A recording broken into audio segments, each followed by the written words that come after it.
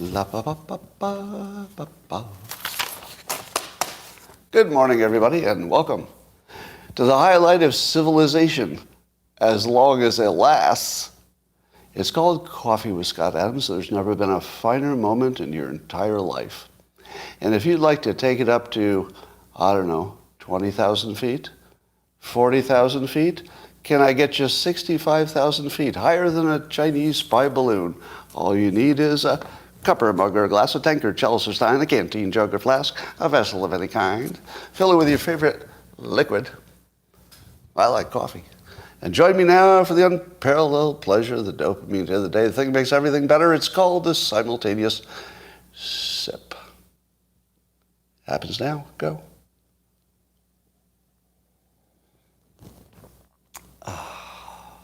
Well, there was something called the Super Bowl yesterday. How many of you watched it? It was quite impressive. Now, I always like the Super Bowl. And I think the reason I like it is that I know much of the country is sort of doing the same thing at the same time. I just love that. I just love that the country is doing the same thing at the same time, or a lot of them, not everybody. So I didn't really, care for the game so much, but it was a spectacle. Had it on, ate some snacks, had a good time. But my prediction mechanism for determining who will win worked once again. There was some doubt. I was doubted in my prediction.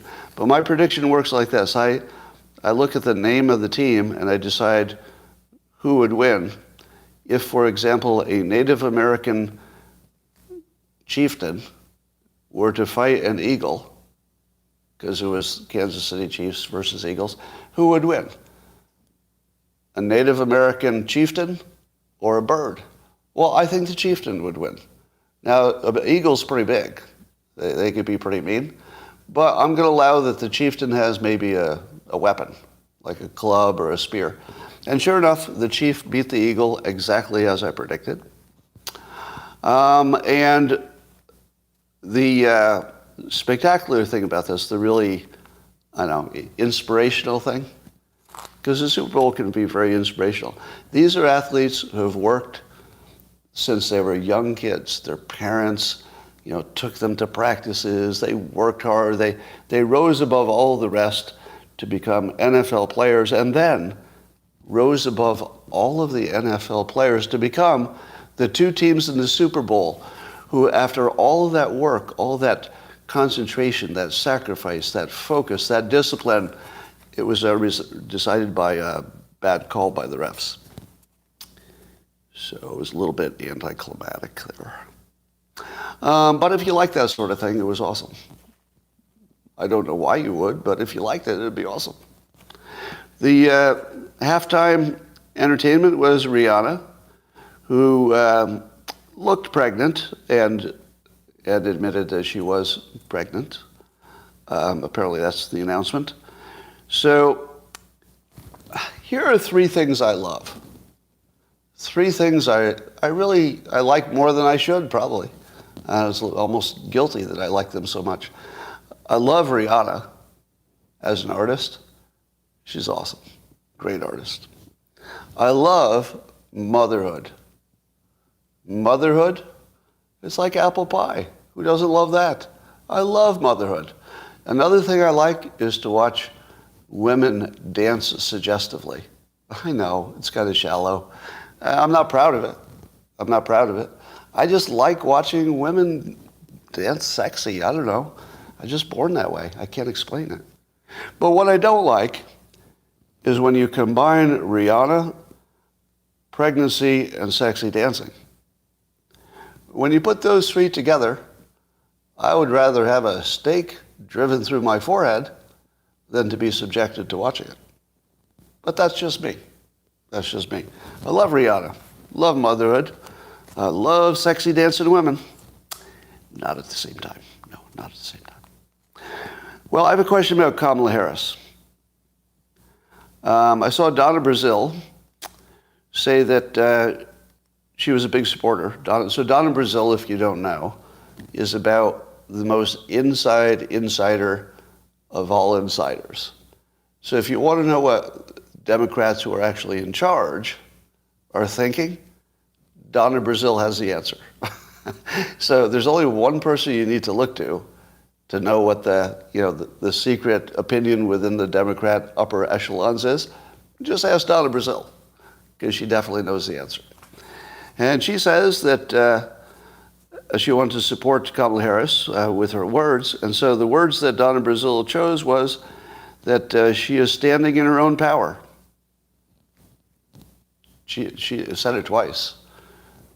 She is standing in her own power. Which means nothing? Nothing? What was the best thing that Donna Brazile, with all of her exceptional communication skills, which actually are exceptional, her exceptional communication skills, and the best she could come up with for the vice president is she is standing in her own power twice. Yeah. And Donna Brazile says that Harris will either be the VP choice for Biden or she will run for the presidency. So she'll either be vice president or president, and you know that because she's standing in her own power. Standing in her own power. Well, good. How embarrassing. Now, I'm going to put out a theory which you could call a conspiracy theory, and it is that the vice president has a substance problem. Now, I don't know that, so I'm not going to say, oh, she has a substance problem. That would be creating a rumor that is unsubstantiated. But I'm going to play you from her recent speech about electric buses. And I just want you to listen to it, and you tell me that she doesn't sound drunk. Now, I don't know if it would be alcohol or anything. Maybe it's natural. But it doesn't sound natural to me. It doesn't sound natural. It sounds inebriated. And it sounds so inebriated that I think she should be drug tested. Not a joke. I'll use Joe Biden's statement. Not a joke. I believe she needs to be drug tested. Now you listen to this and you tell me that you don't think she's inebriated. No exhaust, no diesel smell. The bus has Wi-Fi and even USB outlets next to every seat. I mean, come on, imagine. You can charge your phone on your way home from work. That's good stuff. That's good stuff. All right, she's a little bit too happy. A little bit too happy about USB ports on a bus.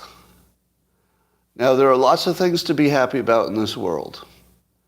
USB ports on a bus, which is not exactly bleeding edge technology. She was so happy about it, it looked like she might cry.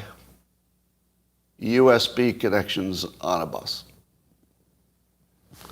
Why am I getting a text message? FedEx package. So, but let me ask you, did she seem inebriated to you? Tell me your honest opinion. So some no's. So you think that's natural? Okay. All right. Well, I'm gonna call rank on you. I've probably seen more inebriated people than you have. Oh, let me ask you this. All right. Most of you stop commenting for just a moment. All right. Let's just pause commenting before I ask my next question. So my next question is only for people who have experienced drug addiction. Somebody who's experienced it themselves. Does she look inebriated to you? If you've experienced your own addiction, does she seem inebriated? A lot more yeses. A lot more yeses now. Now, remember when I've said things about Hillary Clinton being unhealthy and seemingly inebriated? And people on, the pro-Trump side were We're demonized for even bringing up such a suggestion. I think you can bring it up if somebody acts high, don't you? If somebody acts inebriated in public and they're an elected official, I feel like we can ask the question. And if you don't think that looked high to you, just look at all the people who said yes. Right? It's not a science. You can't just look at somebody and know what's in them. But I've looked at a lot of high people, and that looked stoned to me, or drunk or something. I don't know. But she does have an interesting, laughy kind of a personality, and she does love buses. So it's not impossible that that's natural. But if that's natural, I don't want any of that. I don't want that in my government, if that's natural or drunk. All right. Rasmussen did a poll on Biden's job performance on fentanyl. Now, I don't know how many times I have to show you how smart my audience is, but without even knowing the answer, because this hasn't even been released, I got an early preview of it. Nobody knows the answer to this, but watch this. Watch this. What percentage of voters say Biden is doing a good or excellent job on the fentanyl? I'm seeing 25, 27, 25. Wow. It's 26%. How do you do that? How do you do that? It's like every time I ask you a poll question, you know the answer before the... Like, we don't even need polling anymore. You guys are so smart. Very good. Yes, 26%. So... All right, here's a question I asked on Twitter. What would be the budget, hypothetically, for the Special Forces and the U.S. Air Force to take out the cartel bases of operation? What do you think that would cost? You know, we're going to put $100 billion into Ukraine, but what do you think taking out the cartels would cost? I'm going to put it under $20 billion. I think it's somewhere between, 1 and 20 billion, but everything costs way more than you think. So like my intuition says 5 billion. So I just, up it to 20. Because my experience says when you think it's 5, it's going to be 20. So I think 20 billion. 20 billion. Do you think it'd be worth it? If we could take out the cartels, or let's say degrade them seriously for 20 billion, would it be worth it? I think so. I think that would be money well spent. And I think we'd actually make money on that because we'd, lose fewer people and, all the other problems. Probably. Now, do you know why I asked about the budget? How many of you know what I'm doing? What's that called? What's it called when I make you think about the budget for attacking them? Come on. No, not thinking. Yes, I'm making you think past the sale. Thank you.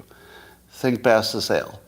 The sale is, would we do anything military with the cartels? So that's the question we're dealing with. I'm asking you to think past the question to how much it would cost. The reason I'm doing that is that when you're thinking about what it costs, you sort of unconsciously accept that this is a serious thing that could happen. So we're going through the slow process of getting Congress to understand what's at stake and what it would cost and what it would take to fix it. So if you hear anybody in Congress or the news pick up the question of what it would cost, then you're probably on your way to it happening. If nobody ever talks about the budget, nothing's happening. You get that, right? The only thing that matters in this world is there a budget for any big operation? All that matters is there a budget? If there's a budget, it's going to happen. If there's no budget, it won't. And if you're not even talking about the budget, it's not going to happen. So we have to move the conversation at least to the budget question. I don't care what the answer is, 5, 20. We have to be talking about the budget to make to have any chance that something real will happen. If you let them just talk about yes or no, that's nothing. That's nothing. You have to have a conversation about what it costs, because you know what would happen then? The moment that budget is introduced as a conversation piece, then everybody in the military-industrial complex says, I'll bet I can get some of that. And then it passes. Because that's who, we presume controls the government. So you've got to get the money talk out there so that the people who can make money from it can start moving the government in the direction of what will make them money. And I don't mind at all. I don't mind at all if the military industry makes some money at the same time we solve the fentanyl problem. That'd be fine. Yes, we'll talk about balloons. So Ohio exploded. See, next topic, balloons. How about those balloons? Did we need Ohio? Ohio is a state, right?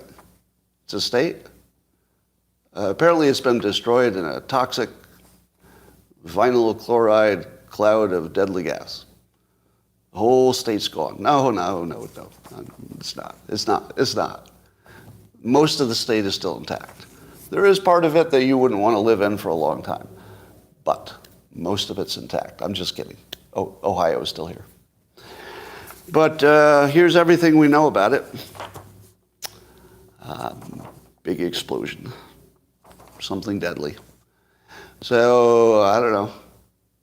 Everything about that story is suspicious, but that's all we know about it. All right, let's talk about giant balloons and stuff. So here's what we know. Oh no, before we talk about that, I got to talk about TikTok. I predicted that the Chinese spy balloon drama would make it more likely that Congress would ban TikTok. More likely. I was totally wrong. Yeah, I thought I saw something encouraging in the news, but I'm totally wrong. So what was encouraging was that Fox News was putting pressure on Governor Whitmer, because she was still using TikTok, but she claims that she only uses it on a device that has nothing on it but TikTok. Nothing important but TikTok. Does that suggest that she should be in government? That sort of suggests that you're not qualified to be the governor. If you believe TikTok is so dangerous that you won't even use it unless it's a dedicated device, and yet you're not in favor of banning it everywhere, you can't be in government. That's just stupid. That's just stupid. And if you're going to be stupid right in front of us, you can't be our leaders. Come on. Don't be that stupid. You can be biased, you can be uninformed, but don't be stupid right in front of us. There's no extra data that has to be collected for you to have a full opinion about this situation. If it's too dangerous for the government, that's all you need. There's no other analysis needed. It's just too dangerous. Oh my God. So I hope she gets embarrassed by that. But apparently Senator Schumer has said it's worth looking into, banning TikTok. He says it's worth looking into. And I guess the Commerce Department's looking into it. And of course, he being a major Democrat, but also Sara Huckabee Sanders, is that her last name? She's also in favor of banning TikTok as well, because she's basically, is it Sara Huckabee, is her last, does she have a married name on the end of that? Sanders, right? Which is a weird coincidence. Yeah. So Sara Huckabee Sanders continues to say basically every right thing. Isn't it funny that if you take somebody who's a very capable spokesperson for a president, and then you put him in a job where they have to say the right things and not the wrong things? She says all the right things. Have you noticed? She is so capable and youngest governor or youngest female governor, I can't remember. But at that age, she's operating really at a pretty high level. Not just a governor level, but she's operating above governor level. She's operating at a federal level of effectiveness, but she's a governor at the moment. Yeah, she's doing great. Now, which is different from saying I would necessarily agree with every policy, but as a Republican who's trying to make a dent in the system, she's certainly doing it. All right, but neither Sara Huckabee Sanders nor Schumer seem to understand the TikTok threat. So while I thought this Chinese spy plane would get us closer, especially since both sides seem to be at least open to the question, neither of them can voice the actual risk. The risk is not data security. They keep saying it's data security. Now, it's also data security. That's not a nothing. It's important. We should definitely be considering it. But the real risk is they have a button literally labeled heat in whatever language, and they can make anything trend by pushing that button. They literally, this is a proper use of literally, have a user interface for American brains. Literally. That's not an analogy. It's actually a user interface to control a human brain in the United States. And nobody seems to think that's a big deal. They're worried about the data security. The data security is way down the list of risks. Way down. It's still a big risk, but it's way down the list. It's not even close to that stupid little heat button where they can make anything important to Americans or anything unimportant by not touching the heat button. All right, let's go private on locals. All right, locals, you're private. So then I thought it was useful that Schumer said, oh yes, it's worth looking into banning it. And I thought, okay, well that's something. It's worth looking into. And then he says that the Commerce Department is looking into it. Oh, they're not doing anything. How long does it take the Commerce Department to say, do they have a heat button? Yes. That's the end of the meeting. Would you like me to model that again? Here's the Commerce Department trying to decide whether TikTok should be banned. Do they have a button, one button that they can push to make something trend, and therefore are they the human interface? Are they the interface for the American minds? Yes, unambiguously. This is not a question of maybe or maybe not. TikTok says this directly. We have a button, and when we push it, it makes things go viral. There's no gray area here. It's designed to do exactly what we don't want it to do, control human minds in America. If the Commerce Department can't figure that out, who's in charge of the Commerce Department? Give me a name. Get me a name of who's in charge of the Commerce Department. Okay? Let's find out who that is. Because whoever's in charge of the Commerce Department is either dragging or is a communist agent, or is a Chinese agent. I mean, it's one or the other. There's either massive incompetence or somebody has gotten to him.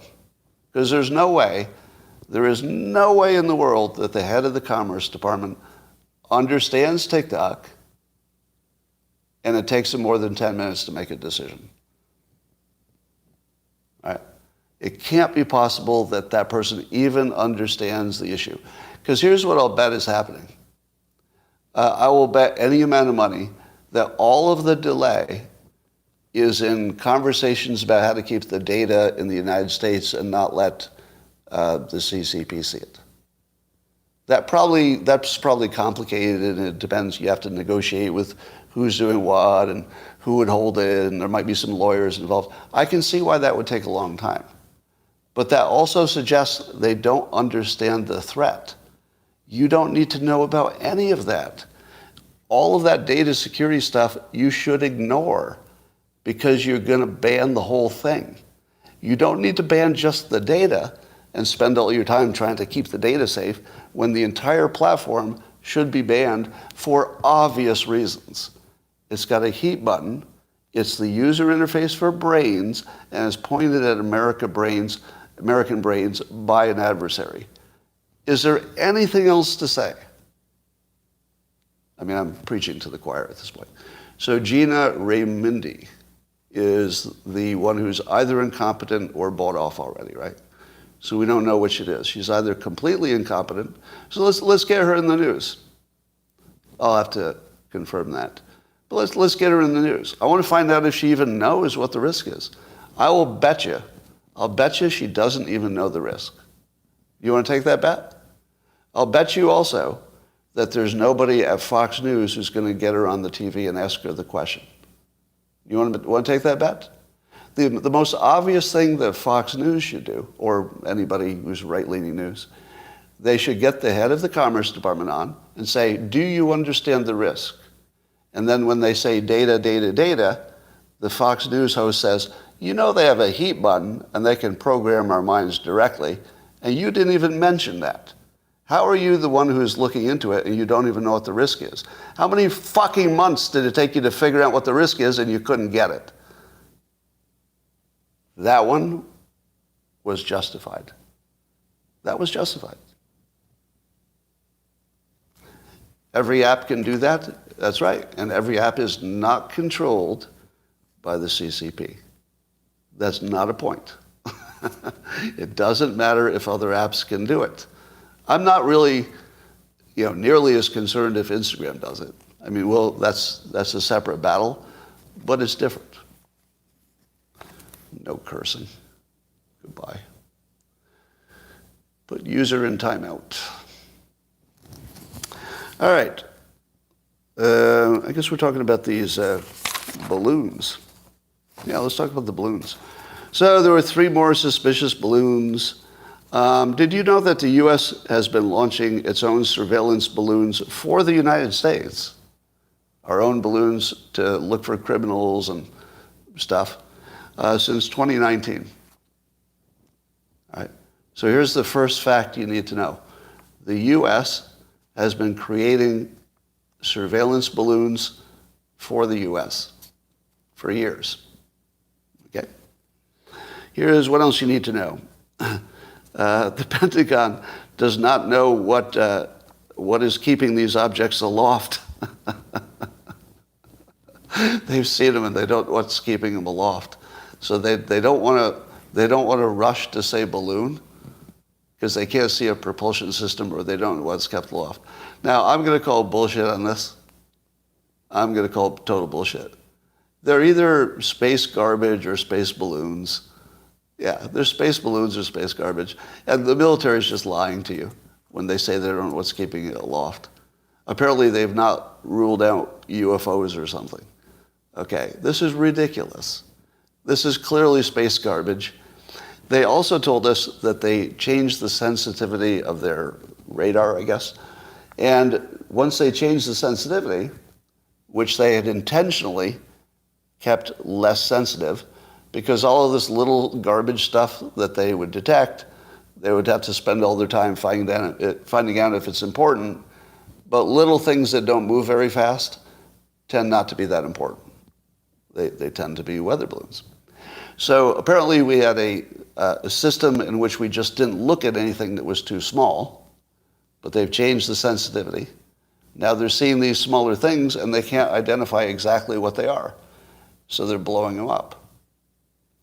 Because we probably want to look tough and decisive.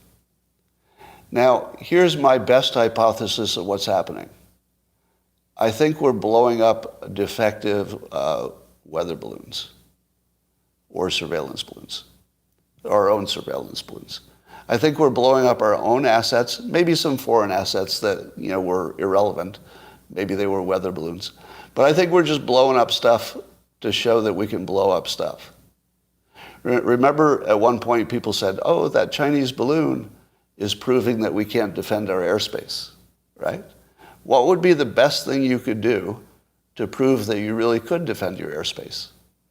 Well, you would pretend to be blowing up tiny little things that you saw far away. Because if we can spot these tiny little things from far away, and so far, are you impressed that we're 4 for 4? Are you impressed? Every one of our missiles hit its target. Exactly the message you want to send to China. Huh, interesting. Now, do you think you would know it if the first 5 missiles missed? Do you think the military would say, you know, it took us 6 missiles to hit a practically stationary object? Nope, nope. This looks to be entirely a military propaganda operation, meaning that I think we're just showing that we can blow up and detect small things, so don't try it. That's what it looks like. So it looks like it's all theater. I don't think they're threats. I don't think they're UFOs. I don't think they're even necessarily from China, although they could be. Now, I was on a Spaces conversation, Twitter Spaces, where you have audio conversations. And I was listening to Tom Fitton being quite convinced that these were Chinese assets, the additional ones that were shot down. Based on the fact that we took them so seriously, we shot them down. At least one of them didn't look like it had a payload, but that doesn't mean the other ones didn't. So, and it doesn't mean that the one also doesn't. You should not trust any information. So Tom Fitton's take, and some other expert types on that call, were saying that the most likely thing is that they're Chinese balloons and that they're preparing for an attack, and it's targeting information. Now, that doesn't mean imminent attack, but it would mean figuring out where all our targets are, because there's no point in having nuclear weapons unless you know where to shoot them. But do you think China didn't know where to put their nuclear weapons? Really? Like, they know they can't take out all of our missile silos because we've got submarines and airplanes. So I don't buy the story that China is doing targeting runs. They might be. I mean, the big spy plane might have been, but I don't believe that whatever the smaller ones are doing the same thing. Now, China says that the U.S. has sent 10 spy balloons over them since last year. Do you believe that? Do you believe that the U.S. has sent 10 spy balloons over China because our other assets can't see what we want to see? It's plausible, but I don't know. Who knows?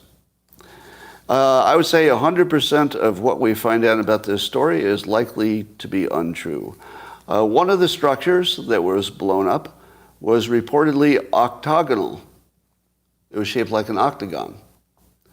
Now, they said it was uncrewed, but I suspect Conor McGregor was in there. That's what I just think he was in there. Just speculating. Maybe. He likes to be inside octagons, is what I'm saying. All right, so we got one shot down by an F-16 over Lake Huron. F-22 took one around at 40,000 feet over Canada. An F-22 got another one around, where was it? Somewhere else.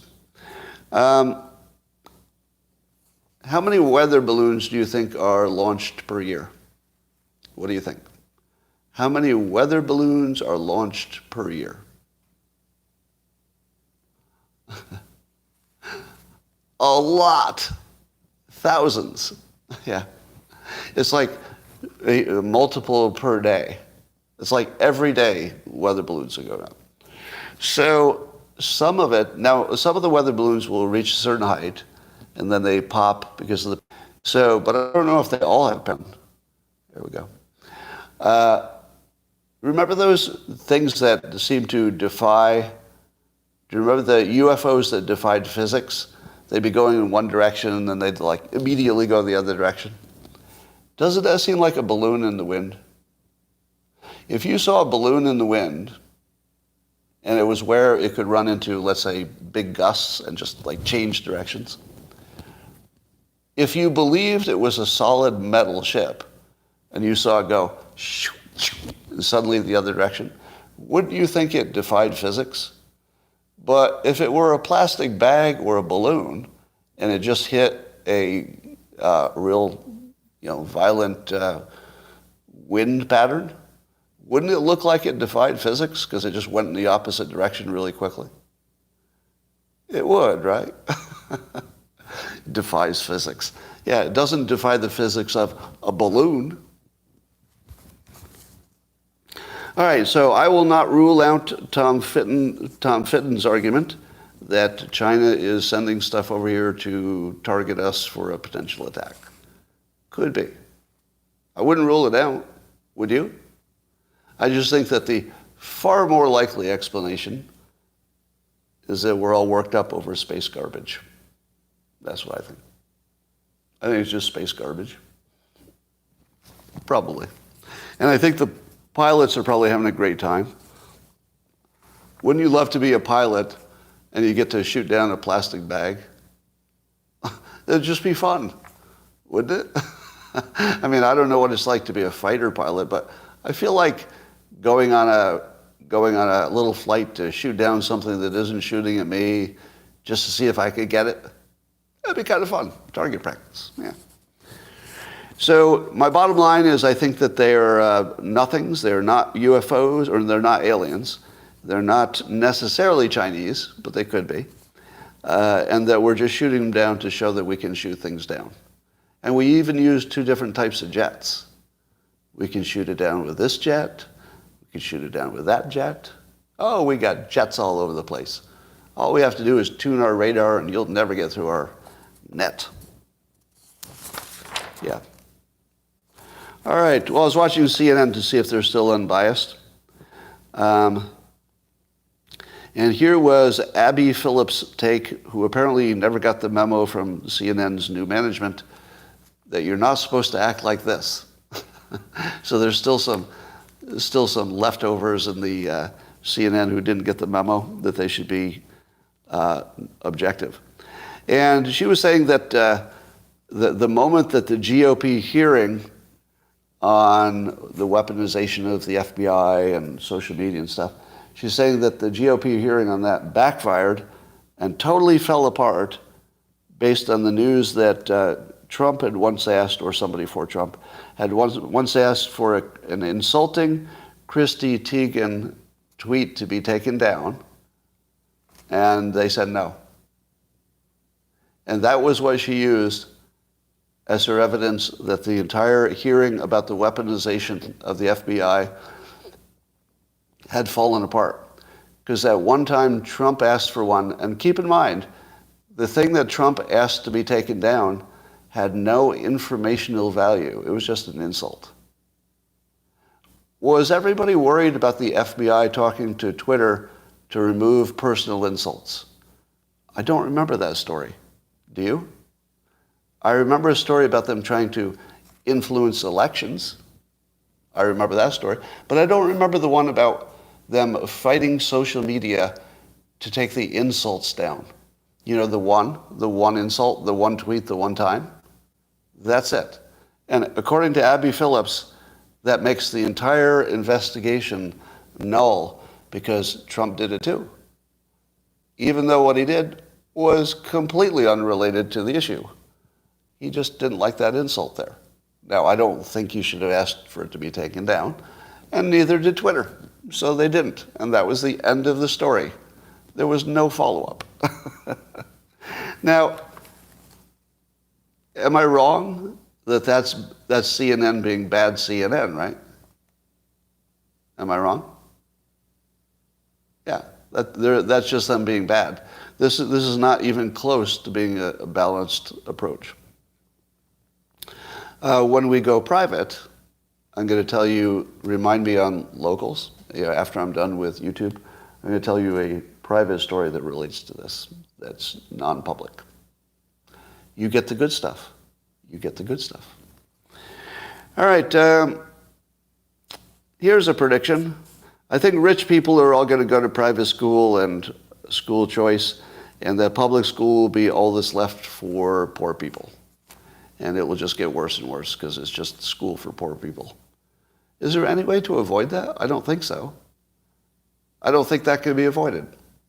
And basically it's going to become, public school will be school for black kids, basically. That's what's going to happen. Because at some point, it's just going to happen. So we don't have a mechanism to avoid that future, but maybe we should. Maybe we should. Here's a provocative question I asked. We'll see if you know the answer. Would it be legal in the United States, would it be legal to start a college that was a men-only college? Go. Would that be legal? Now, if you're saying yes, you're probably saying yes because there are 4 of them that already exist, right? But do you think that's the same? Do you think that if you were to start a new one in 2023, it would just fly right through? Hey, we got 4 of them already. They seem to be fine.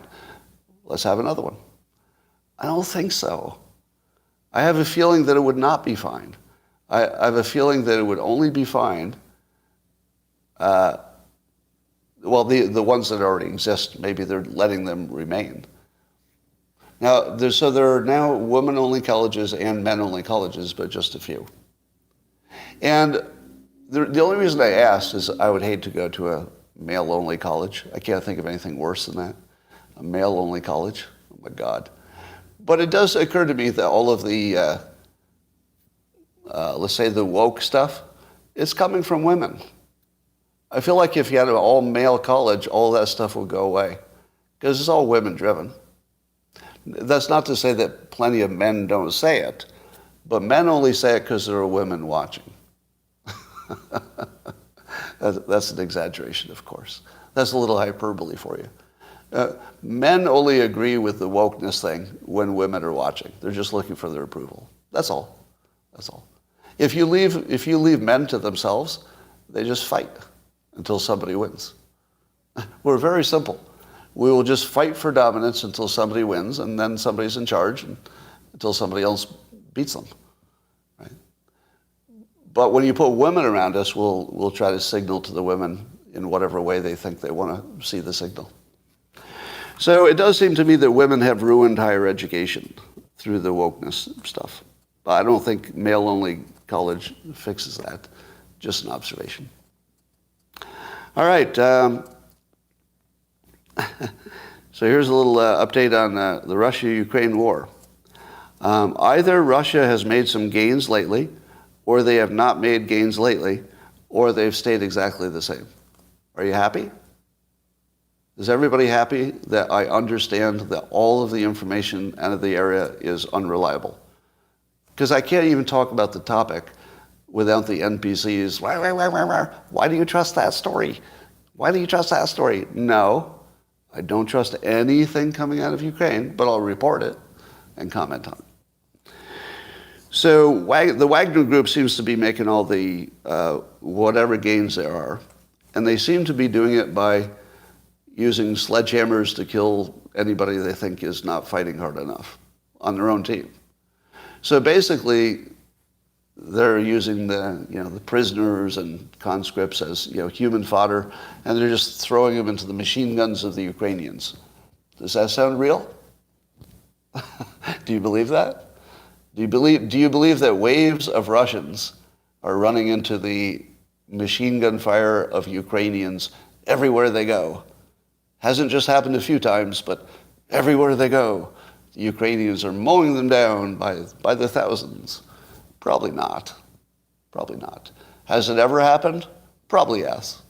Probably yes. So the Russians do have a history of wave after wave of human sacrifice to take an inch of soil. But we don't know it's happening. It's just reported by all sources which are undependable out of that area. But here's my interesting takes. I do imagine that you could perpetually send people to die if their alternative was dying right away. So I do believe you could perpetually have enough humans who are Russian soldiers as long as it takes. Would you all agree with that? Russia will not run out of humans before the war is over. Would you say? Now Ukraine's got maybe a different problem with human power, But I don't think Russia's going to run out of people because they don't care. All right.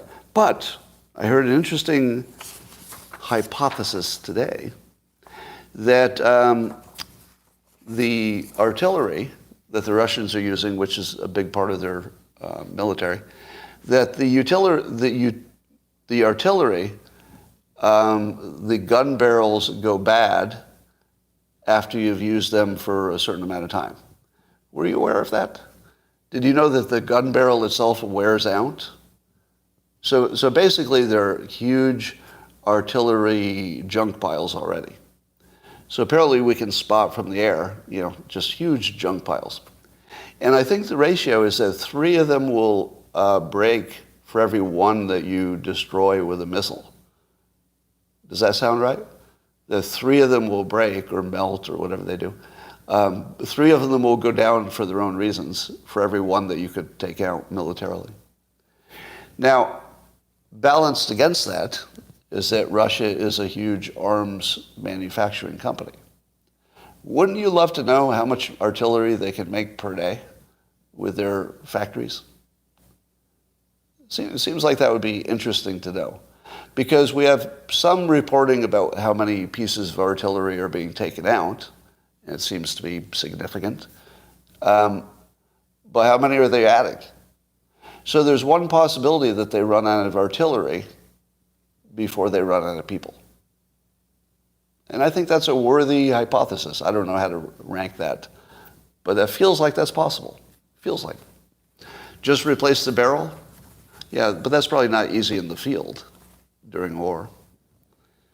All right. And then the next thing that is interesting is that the head of the Wagner group, he may be creating a military that's stronger than whatever is protecting Putin. Do you think the head of the Wagner group would like to run Russia? I feel like yes. I feel like yes, he might like that. So very soon, no matter what happens in Ukraine, Putin and the head of the Wagner group there's going to be one remaining. In 5 years, there's very little chance that the head of the Wagner group and Putin will still be alive at the same time. Would you agree?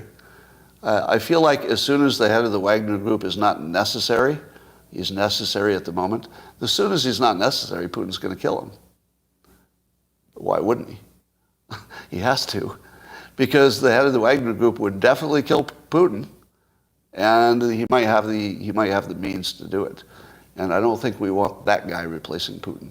So we might be in the weird situation of trying to protect Putin from his own military, because Putin is still better than the head of the Wagner group. Maybe. I don't know. They're both pretty bad. Anyway, I think the head of the Wagner group is going to be killed by Putin before long.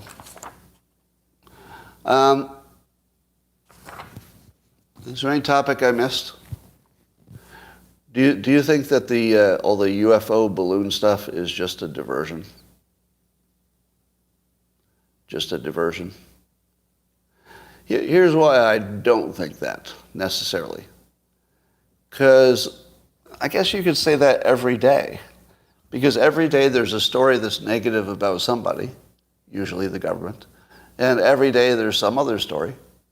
And we don't always just spend all our time looking at that negative government story. So it seems to me that chance alone would fill us with alternative stories every day. So to imagine that some of those alternative stories that happen to be interesting are intentionally diversions, we don't even need diversions, because the news itself comes up with interesting alternatives to your government is evil, because you can't listen to that all day. You got to have something else.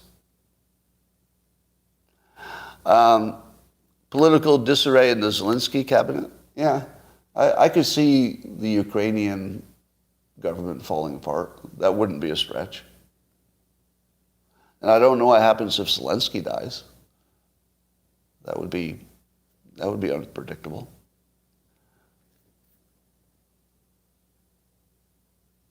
Are they being vague? I don't know.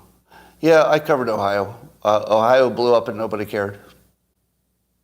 But there's something sketchy going on in Ohio. We just don't know what it is yet. Oh, the one thing I heard about the Ohio derailment, can somebody give me a fact check on this? I retweeted it because I think it's true. Was there just recently a new movie featuring that exact town with that exact problem? A train derailment followed by a chemical spill?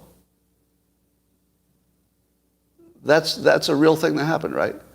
Yeah, on Netflix. Oh, it was in Pennsylvania, not Ohio. Okay, so it wasn't there. It was just a similar scenario where a train derailed and there was a suspicious gas leak. Yeah. Pennsylvania and Ohio are the same state, somebody says. Oh, yeah.